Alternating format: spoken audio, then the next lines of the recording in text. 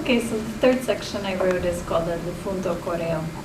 Many have contended that the Latin American lettered city is dead. Others bemoan the dearth, if not the death, of authorship, of the aesthetics and inefficiencies. For argument's sake, let's shorthand these positions as the alibi del difunto correo, the dead letter. In an article entitled Numbers Trouble, featured in the Chicago Review, some of you may be familiar with this article, Juliana Spar and Stephanie Young reflect on the current state of women's poetry and publishing. At their articles far from simply number-crunching close, the pair chronicle their informal survey of several women poets. Quote, "We'd be curious if you could imagine some way that poetry or poetry communities, again, however you define the terms, might do more to engage the living and working conditions of women, people, in a national arena," end quote. Transcribing some of the responses they received, they go on to leave the ball in the reader's court. I'll quote again some of what they suggest. Quote, "We'd like to make a larger list of these suggestions. We'd like to start a conversation. We'd like to compile a long list of experiments in poetry communities that might lead us somewhere else. We'd like the suggestions and experiments to be serious, to be outlandish, to be possible, to be funny, to address a specific locality or issue, to be it short, to be impossible, to be impossibly long, to be foolish, to be confusing, to be prescriptive, to have steps and procedures and maps, to be done with one's eyes closed, to employ the internet, to deploy the internet, to be song, to seize the means, to release, to require the body, to require work, to be still.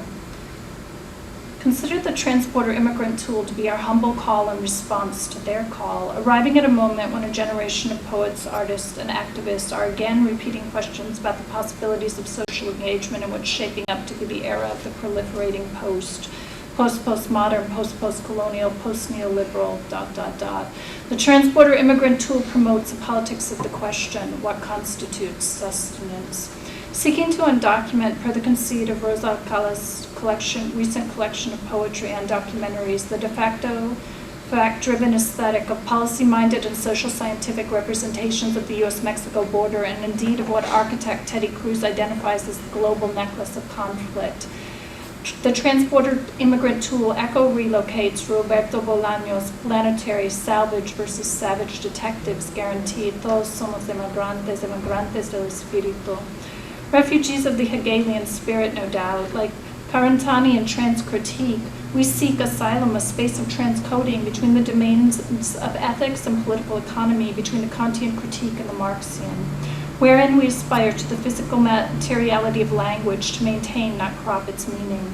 Indeed, there's no place like Vanessa places Ventusa's appended to hers and Robert Fitterman's notes on conceptualism's place grinds her axes, quote, "Current conceptual writing concretizes time and space like stills from a digital video. There is a narrative of which you are being shown a portion can stand for the whole can stand for a story.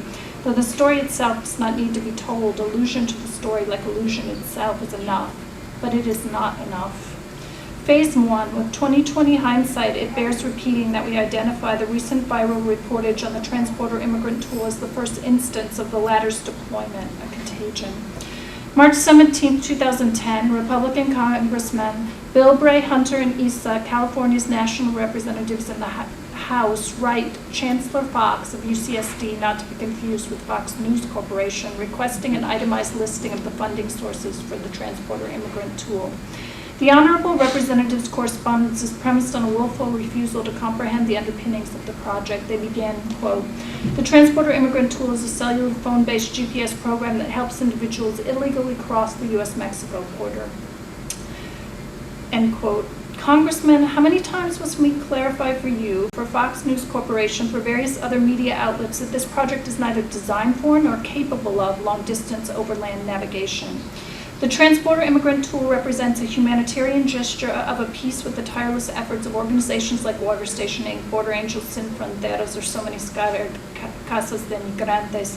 Still, you give us hope for the future of the image, for the long-term fate of the aesthetic. 4 quick skits from our meetings with accountants, investigators. All of us separately have had to meet with investigators from the UC system.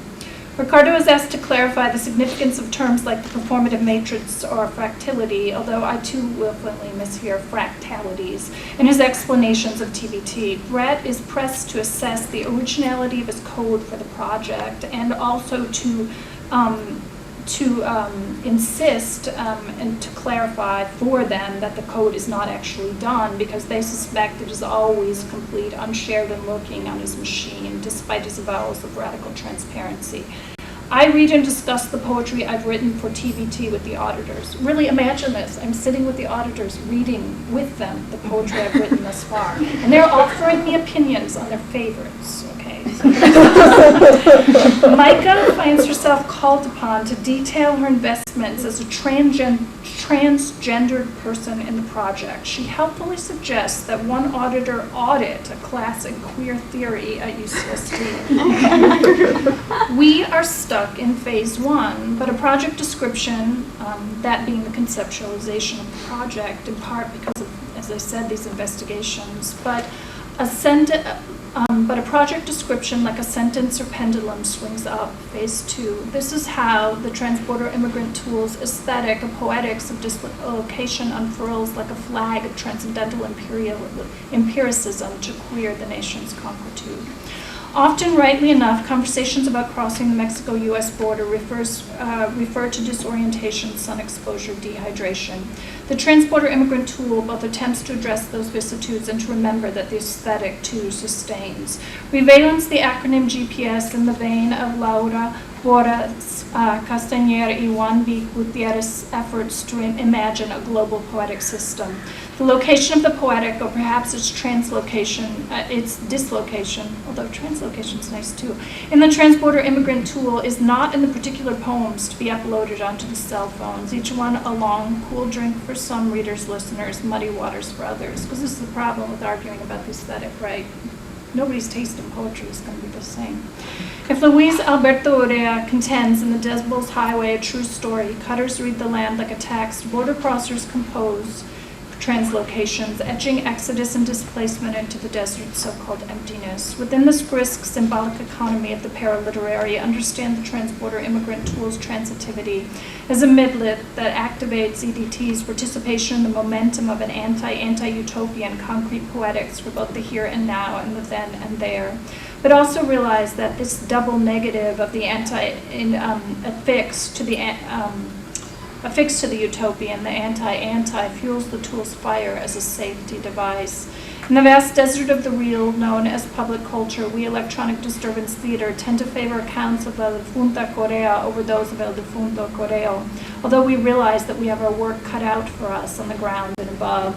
For now, channel the contours of an electronic civil disobedience wayward as a waking dream. In March, the United States Department of Homeland Security announced that the virtual position of the separation barrier erected along the U.S.-Mexico border thus far has proven itself to be ineffectual, manifesting numerous mysterious technical glitches.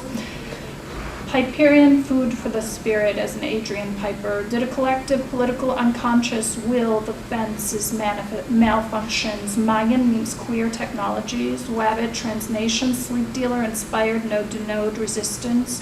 It's your turn to cross the border, to cross borders with this true story. The borders falsely constructed between the university, the gallery, the museum, the library, and the real world.